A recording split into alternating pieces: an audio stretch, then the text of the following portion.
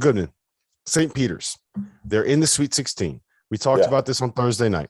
Shaheen Holloway makes less than the fourth highest paid assistant coach on the Kentucky staff. St. Peter's budget is 1/10 of that of Kentucky. I remember you did this for Stadium a couple years ago. You rated the jobs in the MAC. St. Peter's was the worst job. St. Peter's was the worst job. St. Peter's. It's been a long week, man. I don't think you understand the grind, the commitment it takes. The grind. You're working so hard. Out of 39 hours, I spent 33 of them sitting in a casino. Okay, you don't understand the toll that takes on your. Sounds brutal, right, Prom? Sounds brutal. Anyway, so St. Steve Peter's Prohm had a coach this time of year. Steve Prohm had to stay up till 4 a.m. to prepare for teams in the tournament. Stop your wine and dust and let's move on. Am I here? I'm not the one that's trying to get out of the show. Oh, yeah. All right. So Goodman, let's talk about St. Peter's. Talk about the job that Shaheen Holloway has done. He's made it to the second weekend. Like, it's unbelievable, right? It is, because we just kind of plugged in Rick Pitino in this spot, right? We automatically had Iona winning the MAC, and we'd see Rick Pitino in the tournament again because he did it in year one, and he's arguably the best college basketball coach maybe in the country. And Shaheen Holloway has kind of come out of nowhere here. Obviously we remember him playing at Seton Hall. Some of us do. And being a great high school, prep school player coming out of Jersey in the New York area. But, this was something that nobody saw coming. And again, 2 years in a row to have a 15 seed go to the Sweet 16 last year. It was more player oriented, I thought, with Max Hazemus and Kevin O'Banner. This year, I think it's more about Shaheen than anything else, especially because we expect Kevin Willard to go to Maryland here in the next day or so. That will open up. Say that. We'll get to that in a second. I want to finish talking about the game, because I do want to give credit to Shaheen. Like, there's two things I love about this team. One, there was a quote that he gave in his press conference afterwards that I love and I want to read on here. He said, "I've got guys from New Jersey and New York City. You think we're scared of anything? You think we're worried about guys trying to muscle us and tough us out? We do that. That's who we are." So first and foremost, I love that mentality in a coach. And second, not only is he able to instill that confidence, not only does he have his players playing with their nuts hanging out, nuts hanging danging, but he runs just incredible offense and incredible schemes. And if you go back and you watch the stuff that he puts together and the plays that he runs and the ways that he's able to occupy a big man or be able to pull, he did it against Kentucky, get Oscar Sheway out on the floor and make him guard in space. It's very, very smart X's and O's basketball. And I didn't know anything about him before the MAC title game. I couldn't have told you. I had no idea who was even coaching St. Peter's. I'm not going to lie. And now I'm watching him and I'm like, yeah, I really do think this guy's going to be a star. I think that he's going to. And you know what? Kevin Willard has been telling me this. Other coaches in the MAC have been telling me this for the last year. So this, again, it surprises me because I just expected Pitino to be there. It doesn't surprise me the fact that, again, when he got there, that he was able to kind of, win a game. I mean, win two like this. I mean, again, Murray State's no joke here. Steve knows this. I mean, that is a good basketball Murray State team, right? The best team in Kentucky, right, Steve? Yeah, this year it's been. You could say it a couple years it's been there, but hats off to St. Peter's. Hell of a game. I mean, that I think the one thing, the tournament brings out so many great moments, but if you don't realize how good basketball is across the country, and just not at the high major Power 5 level. I mean, those teams were good. I'm watching St. Peter's. I'd never seen them play before, but I watched San Francisco last night for the first time 2 nights ago. I watched St. Peter's legit, like where I'm watching the game, pulling for Murray.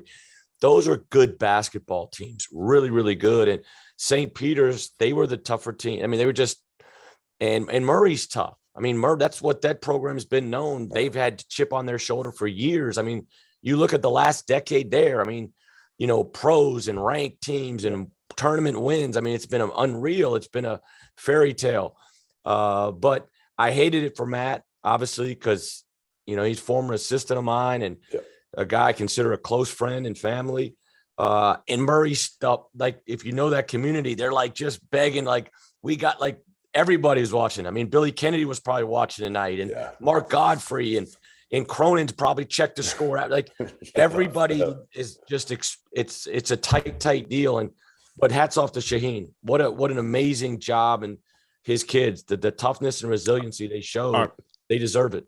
Yeah, Pro, let me ask you this real quick before we get into the stuff about coaching changes. So what does they're going to get either Texas or Purdue in the Sweet 16. That'll be in the East region in Philadelphia, where we're going to be giving away 2 tickets here in just a little bit. But what does Shaheen have to do to be able to keep this thing going? We've seen Florida Gulf Coast get to the Sweet 16 and putter out. I believe they lost to Florida and Patrick Young in 2013. Then last year, Oral Roberts played. It was Arkansas in the Sweet 16, and they ended up losing that game. It was close, but they ended up losing. So what does St. Peter's have to do? How do you navigate that week where you all of a sudden are going to be the biggest story in sports?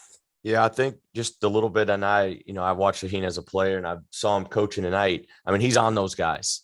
And I mean, he's the point guard's bringing the ball off the floor. He's in his ear coaching him up the sideline. Like, so I think Shaheen will have him ready. I don't think he'll let the noise, get to those guys. I think he'll coach them hard this week and have them ready.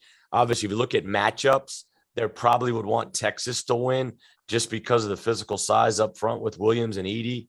If you were, just kind of trying to play it out that way, but whoever they play defensively, St. Peter's numbers. And when I talked to Matt yesterday, that was the one thing, his first thing he said, St. Peter's numbers are off the charts defensively. It's like 9th in the country defensive field goal percentage, top 20 3-point defensive field goal percentage, and top 50 or top 25 points per game. And so if you defend and compete like they're going to, I think both of those games on a neutral floor, they're going to have an opportunity to win. Those kids believe they got a swagger.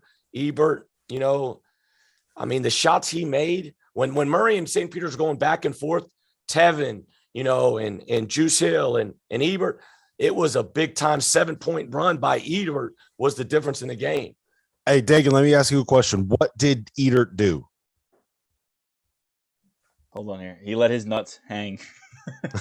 Nuts hanging, Dagan.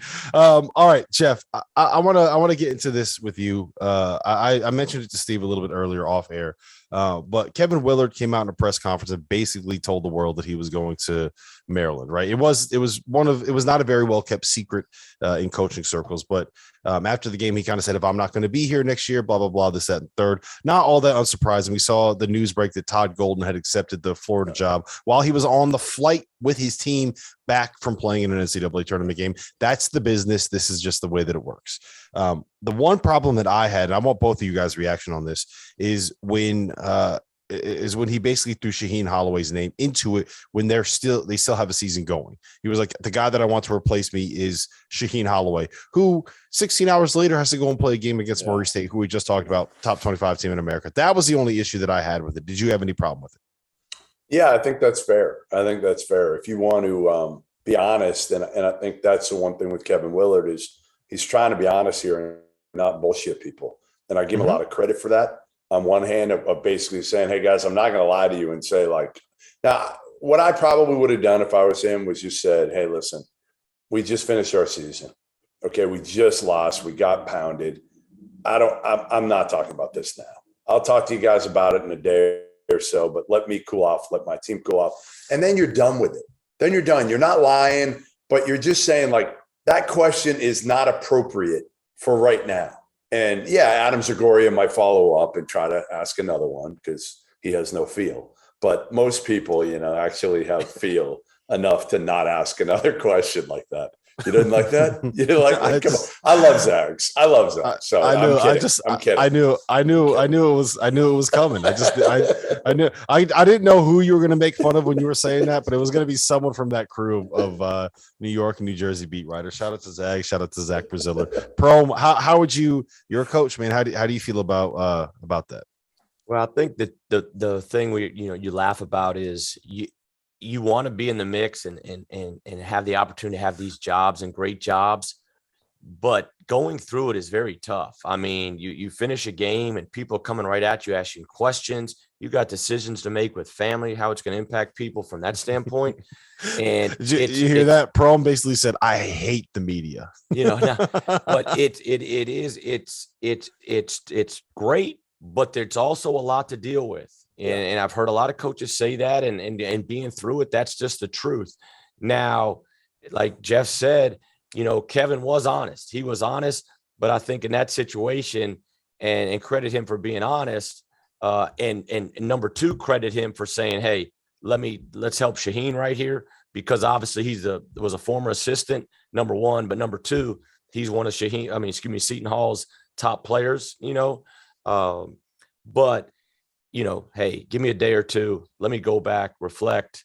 And I'll meet with you guys in a couple of days. But yeah, and to be clear, I don't think that Willard was doing anything malicious there. I think that it's just not at all. If you know him, that it's kind of there. Sometimes it's a little bit of word vomit. I just think that it was the wrong time and the wrong place to put Shaheen Holloway's name into the mix there. Like I mean, Jeff, you can attest this. It's not a secret, right?